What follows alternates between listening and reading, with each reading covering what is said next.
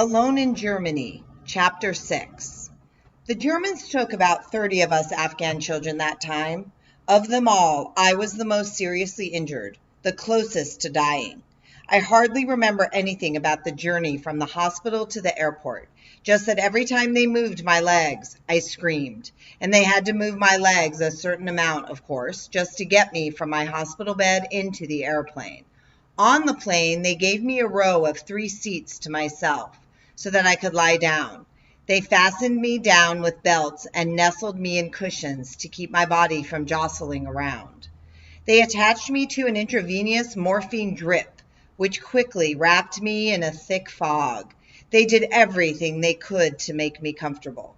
Even so, after the plane took off, while I was huddling there, half unconscious, a foreign guy went by and just barely brushed against my leg, by accident. It felt as if a fire had engulfed me from the heels to head. How I shrieked. That poor man. He jumped back guiltily, thinking he had done something terrible. In truth, anyone might have brushed against me like that. It was nothing, poor fellow. But after that, the doctors put up some yellow tape to keep everyone else out of my part of the airplane. I remember those hours on the plane to Germany like something I might have seen while I was drowning in syrup. I woke up a little at the airport and had a vague sense of motion and commotion, but only in the fuzziest and most dreamlike way. I just knew that they were unloading me from the airplane and into something else, a helicopter, as it turned out. When the helicopter took off, its roar burst through the drug-induced fog surrounding me, the loudest sound I had ever heard. I could hardly stand it. By that time, for some reason, they had stopped dripping morphine into my veins, so with each minute that passed, the roaring seemed to grow louder. By the time they got me into the German hospital, I was more or less awake. It was night, and everything was very quiet. I was awake enough to see that this hospital was so clean, so still, so beautiful. My heart opened at the sight of it, opened wide. A feeling of relief, of luxury, even of gladness wove in there with the pain and confusion. They already had a room ready for me, a private room with a pretty bed, fluffy pillows, and many soft toys. 2 nurses put me to bed and attached an intravenous tube to me again. I think they started running glucose into me as well as morphine, but otherwise they just left me there to sleep. I don't know how many hours I slept or how many days passed, but I woke up to see doctors, nurses, and medical personnel crowded around my bed, jabbering away in German. Blah-de, blah-de, blah, blah, blah. I got alarmed. Who were these people?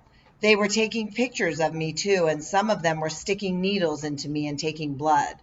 Others were poking at different parts of my body and examining me here and there. I had tubes stuck into me all over.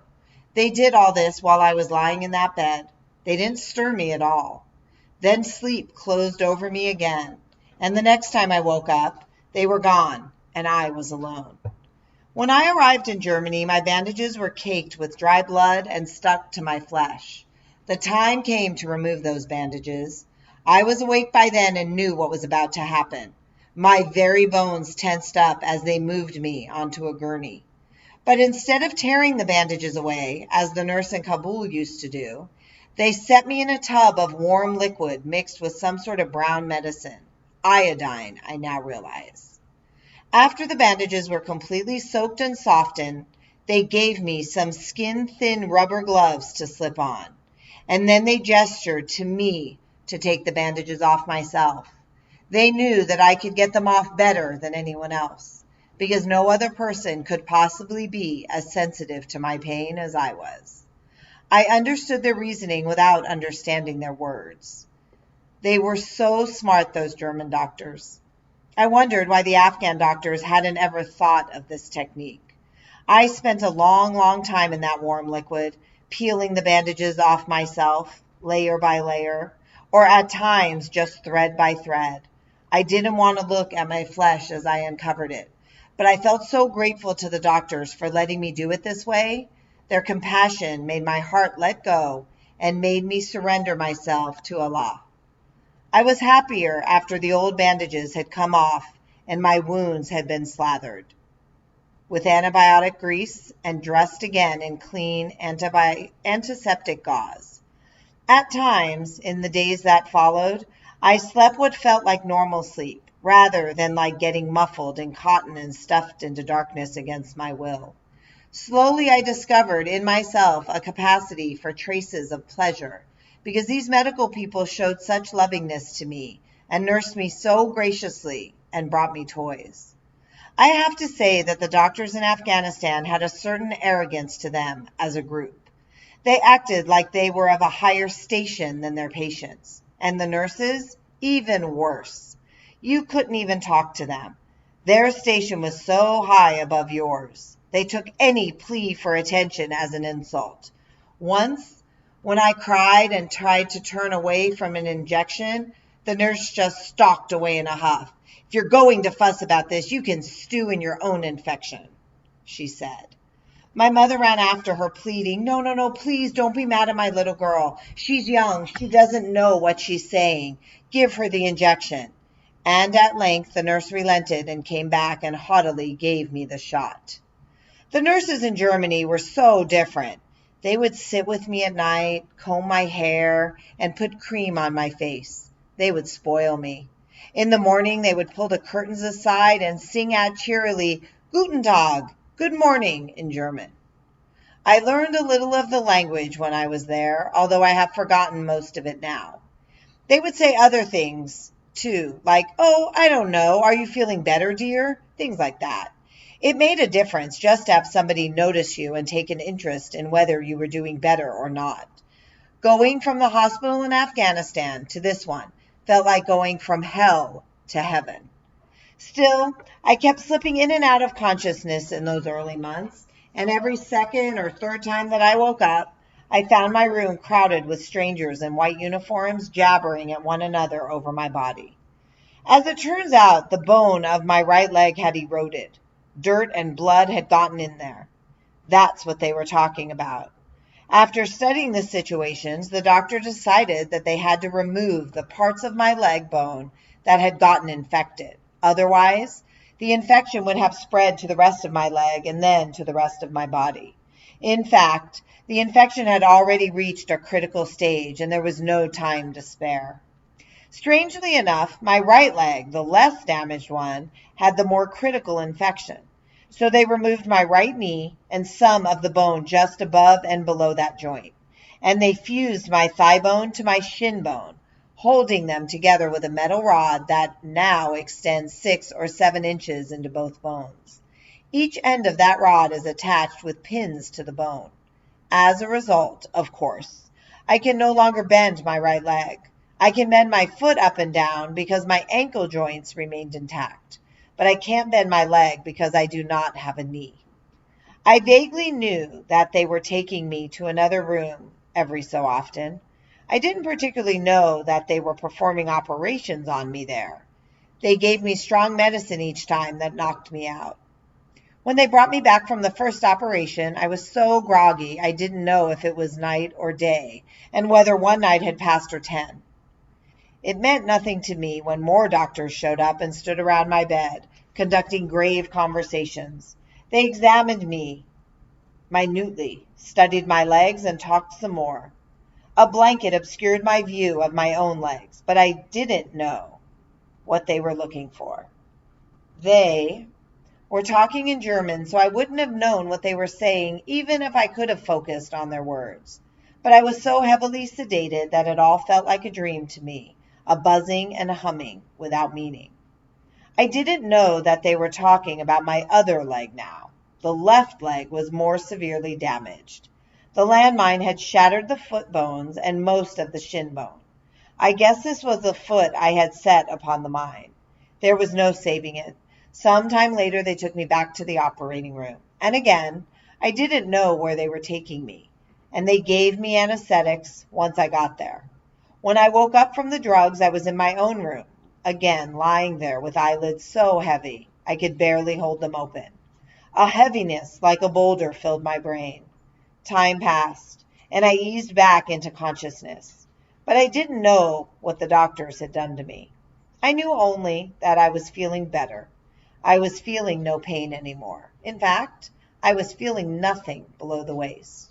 The absence of pain allowed me to actually think clearly again, for the first time since the day of the explosion. I thought about my family back in Afghanistan. I began to imagine arriving home, how I would skip down the stairway from the plane, how I would run across the field to greet them, how they would clap and celebrate that I was back from Germany and all well again. Maybe they would have high heels for me, ready to wear. I wanted them to be red, or would black be better? And what kind of shoes? I began to imagine different styles. At that point, the doctors had put a sort of frame over my left leg and a blanket over that. They put the frame up so that the blanket would not touch my leg. When I looked down, once I was awake again, that's what I saw, that tent-like dome of a blanket. And for the longest time, I don't know how long, since time had no meaning for me in that hospital, especially in the early days, I never thought to look under the blanket. I just gave myself over to the fantasies about returning to Afghanistan. One day, however, I finally thought, let me see what they've done. I lifted the blanket, looked down, and saw nothing at all where my leg should have been. Just an empty space, just absence. It was such a jolt. I felt as though an earthquake had given the entire building a shake. About 3 months had passed since I'd gotten to Germany, it turns out. I don't know quite when in all that time they amputated my leg. No one told me about it when it happened. They just took me out, sedated me, brought me back, let me wake up, took me out, sedated me, brought me back, let me wake up. I had spent so many hours in blissful ignorance, living out my fantasies. Everything was going to be all right now because I was in Germany. That's what I thought. They were going to fix my legs, and I was going to be just the way I used to be. I was clinging to that Afghan doctor's tale about high heels. That belief was that thing that kept me going. That, and all the romantic stories the fantasy implied, about the life I would live, the love I would enjoy. My heart was thrilling away to those stories. For me, when I saw the emptiness below my knee, the landmine exploded a second time. Oh my gosh, this is Germany, I was thinking. It's a good hospital. These are good doctors. Why did they do this to me? It was then that I started to weep, all by myself in that hospital room. Quietly, though, and no tears came out. I had cried them all. I just sobbed and sobbed with eyes as dry as dust. And I kept thinking, this is Germany. They're supposed to know how to fix a person's legs here. Why did they do this to me? If they know how to fix legs, why didn't they fix mine? No one heard my grief. I didn't scream or make a single sound. I kept everything bottled up inside me. After all, I had no one to share it with, you know. I couldn't even ask the doctors to explain their decision. They spoke German, and I spoke Farsi. We couldn't communicate. I had been so sure that I was going to walk again, that my life would go back to normal. I'd spent so many hours imagining my return to Afghanistan, my family's surprise, the delight that would bloom on their faces as I ran to them across the airfield. I had spent so much time imagining myself whole again. A single instant shook that fantasy apart. I saw a painting recently in the Art Institute of Chicago by a man named Picasso. That painting showed a woman shaken apart into 100 pieces and then put back together, but scrambled, put together all wrong. A cheekbone here, a mouth there, the nose upside down, eyes in the wrong places. Picasso must have been through an experience like mine. How else could he portray exactly how I saw myself in that instant after I discovered that my leg was gone? But as I say, I didn't cry out loud at that time. I only turned the discovery over and over in my mind. Why didn't they tell me? That question kept hammering away inside me. They let me build up my hopes, and then everything broke apart for me. I felt like half a person now, alone with my emotions and confusions. I could no longer take pleasure in anything. Eventually my body started making tears again, and I cried every night. And one night those tears of mine attracted somebody's attention. My room was next to another one, and only a wall of glass separated these two rooms. Ordinarily, the hospital staff kept a curtain drawn across that wall to give both rooms privacy. But on that particular night, the nurses had decided to pull the curtain back. I believe they thought that seeing another patient might make me feel less isolated and abate my loneliness a little. And in truth, I was feeling particularly lonely that night and crying particularly hard. The boy in the other room had just been through an appendectomy, and his mother was sitting by his side. She was crying for her son when suddenly she looked up and saw me. In the midst of her own grief, that poor woman had the compassion to wonder about my sorrow. At such a moment as that, she enlarged her heart to include me in all her feelings about her son. And this, too, is the world. Whatever my story means, this is part of it, too. Again and again, even though this world is filled with such indifference and so much random cruelty, at a crucial moment, some good person has crossed my path and taken the trouble to care about me. Her name was Christina. When she saw my tears, she said to herself, "Who is that girl? How come she is crying? And why is she alone?" She went to the nurse. "Something's wrong with the girl in the room next to my son's. I think she's in pain of some kind. She needs help. You should go check on her." The nurses said, No, she cries all the time. It's normal. She's just lonely. You see, she's from Afghanistan and has no family here. Well, that very night, Christina came into my room to comfort me. But I was still suffering from the discovery that my leg was gone, and I wouldn't look at her. I pulled the blanket up over my head, and I wouldn't take it off, wouldn't show my face. I never told her why, because I was so mean to her that day. And she never asked. I was mad at her because I was mad at everything and everyone. She went home, but the next night, after visiting her son, she stopped in to see me again. And this happened every night after that. And my heart began to soften toward Christina and then toward everyone. After a week, her son was discharged, but Christina kept coming to the hospital, not every night, but once in a while, just to see me. She brought me toys and flowers and cards and candy. She brought me art supplies. She spent hours by my bedside, and we drew together, and we showed each other what we had drawn. She introduced me to the joy of creativity. She brought me paper dolls and showed me how to cut out clothes for them. We played games together. Meeting Christina was a turning point for me, because I had somebody now. I had somebody. That makes all the difference, you know. Even if your body is whole, your spirit can wilt. You suffer if no one knows you exist. So I always had my eyes on the door, waiting for this angel to reappear. Will she come soon? I was always thinking. Will she come today?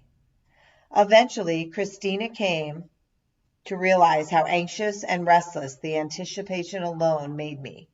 So she gave me a calendar on which she marked the days she would visit, and showed me how the clock moved, so I would know what time to expect her. That helped.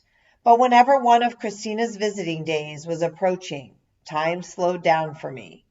If she was coming tomorrow, I found that today would not end. If she was scheduled to come later today, I had to tear my eyes away from the clock. I had to force myself to look anywhere else in the room and just wait. And when it seemed that 2 or 3 hours must have gone by, and I could reward myself with a peek at the clock, I would see to my dismay that only 1 or 2 minutes had passed. What torture it was waiting for Christina. But a torture mixed with pleasure, because when she finally did arrive each time, I thought I would burst with happiness. Christina knew how to make clothes. She sewed outfits for me. I needed them, for I had gone through a growth spurt in Germany. My Afghan clothes no longer fit me. Besides, I liked wearing the same kind of clothes as the people around me. It made me feel like I too was part of their wonderful world. When I got a little better and could sit in a wheelchair, Christina asked the hospital for permission to take me out and about. At first, she just strolled me around the hospital, but when the weather warmed up, she took me outside to the hospital grounds and let me feel the fresh air on my face. When I got even better, she took me out for ice cream and showed me a bit of the city. Then, when I got completely better, she took me home to have dinner with her family. This happened toward the end of my second year in Germany. The first time the man came to measure me for a prosthetic leg, I said no. I didn't want a fake leg. The very idea of it repulsed me. He had brought a model leg just to show me, and I pushed it away angrily. I won't wear that thing, I snapped. But a few days later, he came back. Look, he said, wear it for a day, just today, okay? Just try it. I shook my head. He coaxed some more, and I kept refusing. Finally, the nurse flew into a rage at me. Do you want to spend your whole life sitting in that wheelchair? Do you think you can stay there till Judgment Day? You can't go on like this, Farah. You live in the world, girl. Now you get up out of that wheelchair and put on that leg. Well, the nurse cowed me. I put on the leg just to stop her from yelling at me. I wore it for an hour that first day, just an hour, but I didn't walk on it. I couldn't actually, because my other leg, the one with the steel rod, had not healed up yet. The doctors told me not to put any weight on that leg yet, so I could not, in fact, get up and out of that wheelchair, as the nurse demanded. All I could do was put on the prosthetic and get used to the feel and sight of it. But even that was a big step. In my mind, I was getting up out of that wheelchair, and the mind is where it has to start. That German nurse did me a favor by scolding me. I wish I could tell her now and thank her properly. They didn't give me any solid food for about 6 months because it was too difficult to move me to the bathroom and because my injuries had also affected my digestive tract. They put diapers on me and gave me nothing but liquids to sustain me. I drank water, juice, and tea from a cup and got all my other nourishment through that tube attached to my arm. That was how they fed me.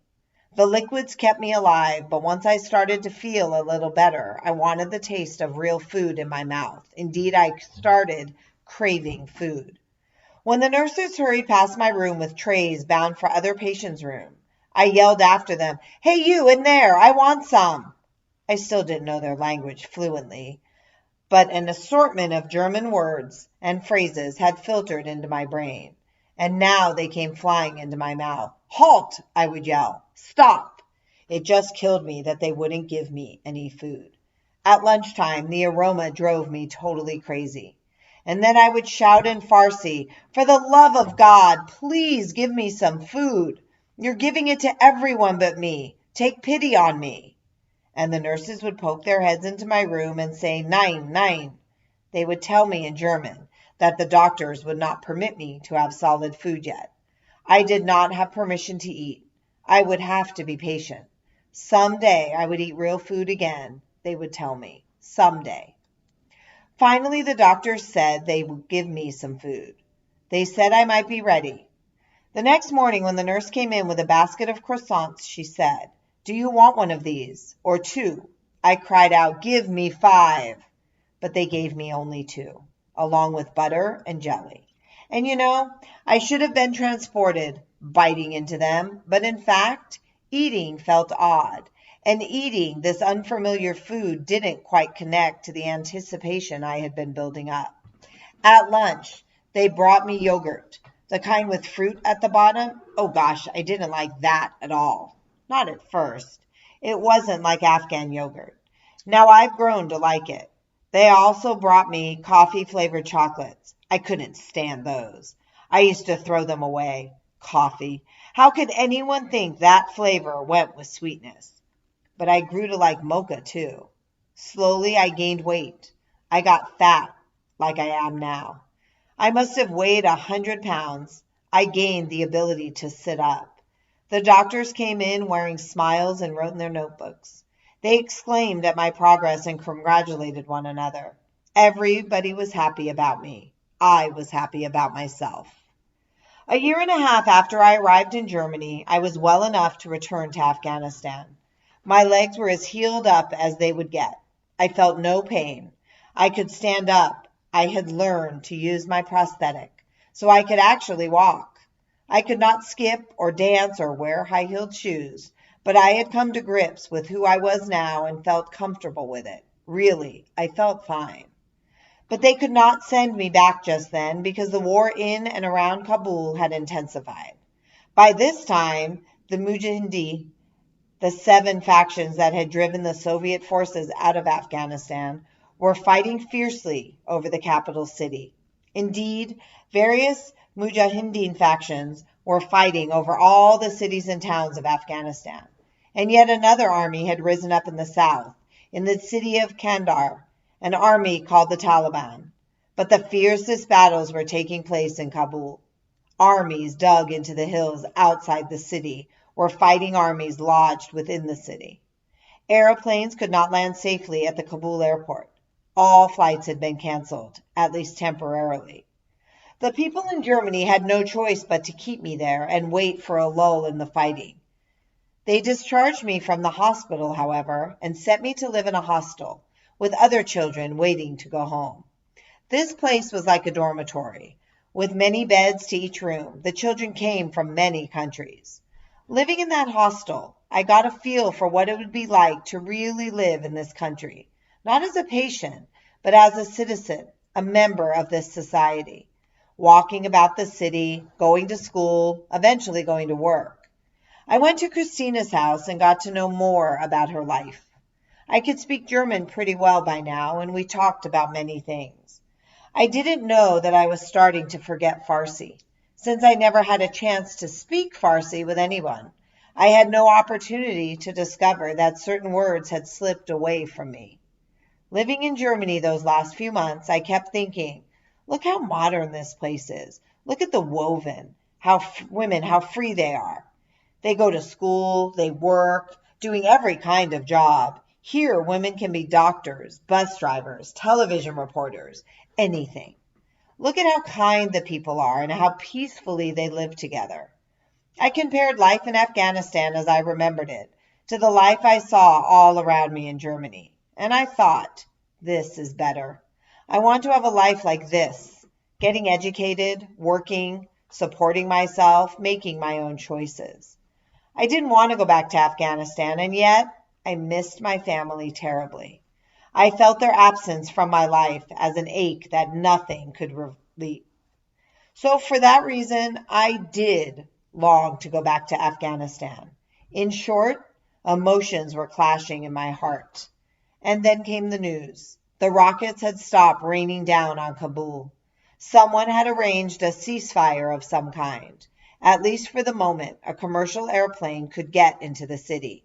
No one knew how long this calm would last. So I was told to gather my belongings at once. I was going home.